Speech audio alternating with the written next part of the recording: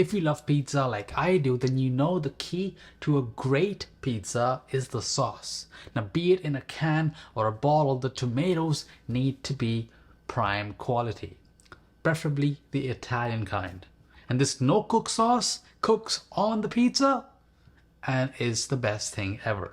Here I have some oregano, some red chili flakes, some passata, which is strained tomatoes, rich, thick tomato paste, and some Calabrian chili pepper paste. Now you can sub the Calabrian peppers with garlic cloves instead, or add both. It just adds some nice heat, some nice tanginess, and it is ready in just a couple of minutes. Make sure to season it with salt. Just remember, make this ahead of time, at least a day before, because the longer these ingredients meld together, the tastier the sauce will be. Check out the pizza that I'm making with this sauce. 5 pepper pizza, just to highlight Pepper Day. And stay tuned, hit subscribe, and I'll see you all on the next one.